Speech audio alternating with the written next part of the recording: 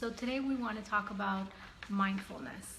So what is mindfulness? The definition of mindfulness is a state, a mental state achieved by focusing one's awareness on the present moment while calmly acknowledging and accepting one's feelings, thoughts, and bodily sensations, used as a therapeutic technique.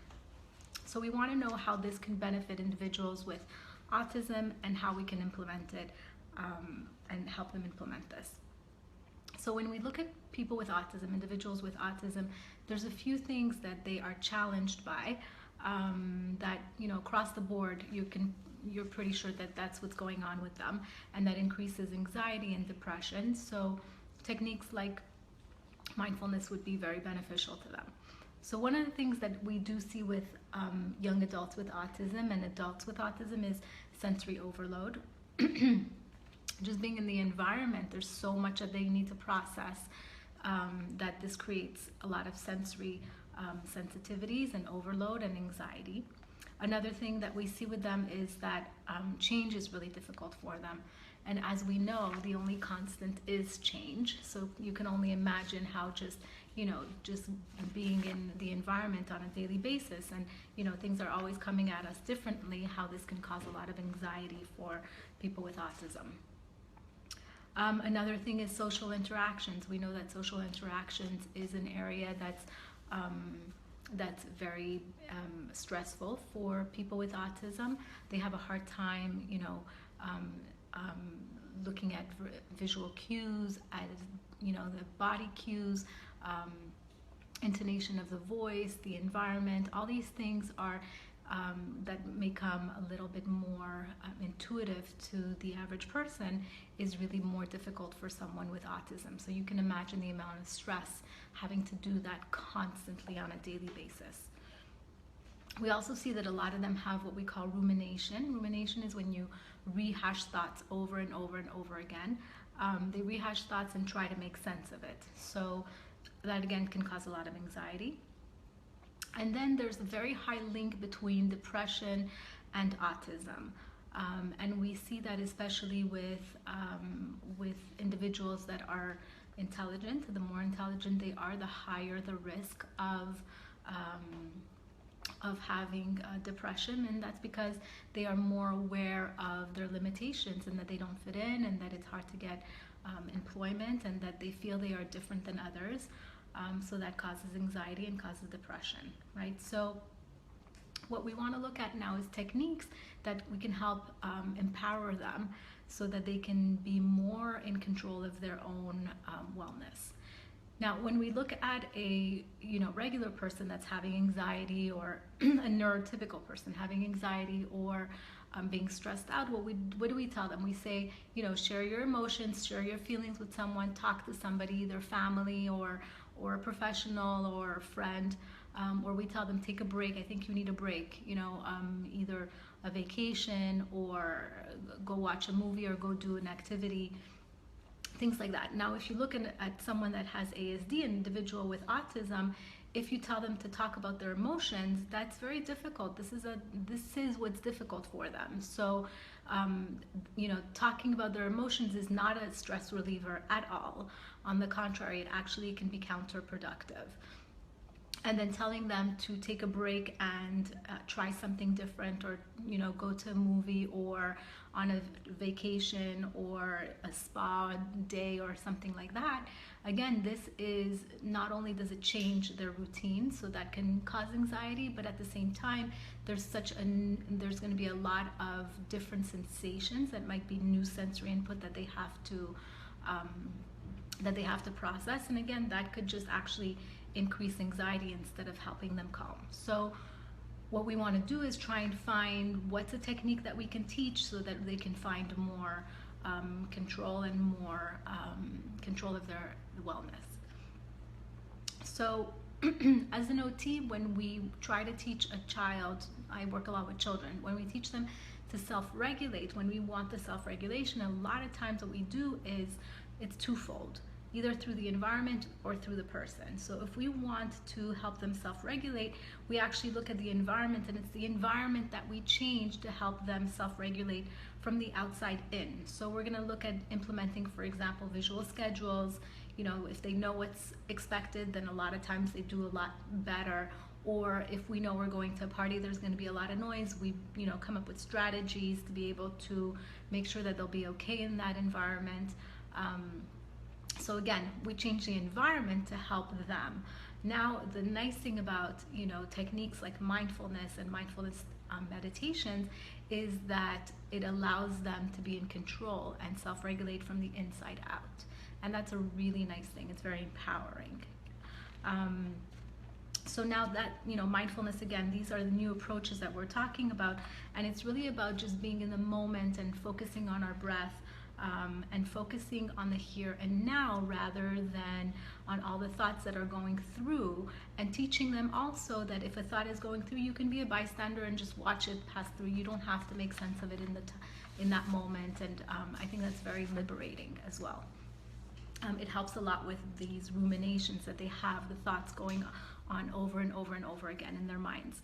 So personally, I work mostly with young children. So trying to teach them mindfulness techniques has been really fun, actually. They're not completely ready for, you know, the advanced, you know, mindfulness techniques that are useful later on in life, obviously. So my goal is really to try and implement things that can work on the underlying skill that they need, and, you know, really try and strengthen those underlying skills so that later on, when they are ready to learn those techniques, you know, they're more apt to be successful at it. So I'm going to go through a few things that I do with them that I've tried implementing. This is new to me as well, so it's really nice, but it intuitively feels really right. It feels really good. And I practice meditation myself, so I know the benefits that I have of taking that time to really connect and really slow down and connect with my breath, connect with, you know, my beliefs and everything else. So I can only imagine how empowering it is to be able to teach it to young adults. So again, I work with young children. I'm talking about anywhere between I've tried it between 3 and 8-year-olds, that whole range. So again, I always meet a child where they're at, and a lot of the children love videos. They love videos, they love anything that's electronics. We know that draws them in a lot. So I will use it at times. There's a wonderful program called Go Noodle that they implement a lot in schools, and part of it has a little video series that's called Airtime or Airtime Space, and there's a little bubble that goes up and down, and someone tells you to breathe that as the bubble goes up and down, and that's been really successful. Again, them having that visual is really great rather than just telling them to breathe, which is a little bit more abstract in their mind. Another thing that I do in order to teach them to be more aware of their breath, I also tell them to listen to their hearts, right? Take that moment, put your hand on your heart. It's really sweet the first time they ever hear their heart, you know, the heart beating. It's very, very sweet to watch that. So again, it's about slowing them down and being in the moment. That's really the main goal at this age, and later on too, but really for them, however we can get there, it's really slowing them down and really being in the moment. So in order to tap into their breath, I'll say things like, you know, smell the flowers and blow out the candles, right? Again, that kind of visual allows them to be able to connect to it. One big piece of advice I can give you, because I've done it in groups, so it's really a lot of fun to watch. 0 expectations, right? You're not going to see a little meditation class where little kids are sitting down and, you know, in crisscross position, and that they have their hands on their lap and that they're breathing, right? That's not going to happen anytime soon. So be open to what it looks like, what you really want. Again, the main goal is that slowing down and being in the moment, however we can get there, right? And so children are very concrete at that age, and especially children with autism are extremely concrete. They're concrete thinkers, so we need to meet them right there in order to teach this technique for later. So what I like to do with them a lot of times is I give them props, right? So I've used a little program called Sitting Still Like a Frog, where it's a little audio that puts them through this visualization of them being frogs and sitting really still.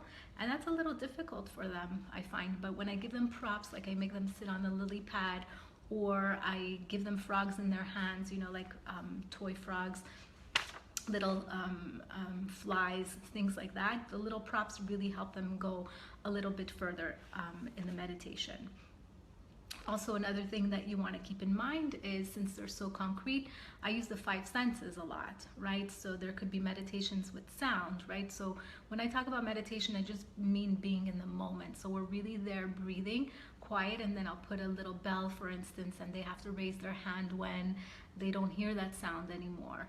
Or you can do things tactily, right, with little pieces of cloth that are different types of textures, and really get them to be more aware of how things feel. How does it, touch it on your skin, on different parts of the face, on the arms, on the legs. A lot of times before starting a session with a child, I'll do lotion with them, right? So put lotion on their arms and on their legs, and I really, really take the time. I'm just not just putting lotion and rubbing cream on them. That's not what it's about. It's really about taking the time to connect right in that moment, right? And we start off our sessions like that. So that's really powerful. And again, it gives you the time to slow down, and at the same time to be mindful and to be in the moment. And I'll say things like, oh, it's so soft, it feels so good, right? I give them the words that they might not have to be able to share that with me. And then another thing that I have used in terms of mindfulness is movement meditations. I know it sounds a little counterintuitive, but this one has worked really, really nicely. So especially with young children. So I will have them go through a little meditation where they, for example, have to be little butterflies, and first they're sitting down like butterflies, and then we can say where we're going to fly to, where we want to land, what it looks like, things like that. And again, the general idea is to slow them down and to just be in that moment, right? And the more concrete we can make it, the more successful we are at keeping them right where we want them to be in that moment.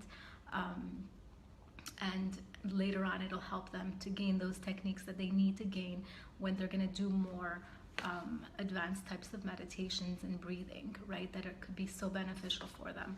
So the idea is really to teach them a technique later on that can help empower them, help them be completely in control of their own wellness. And there's a lot of research being done recently. Most recently, there's a lot more being done as well.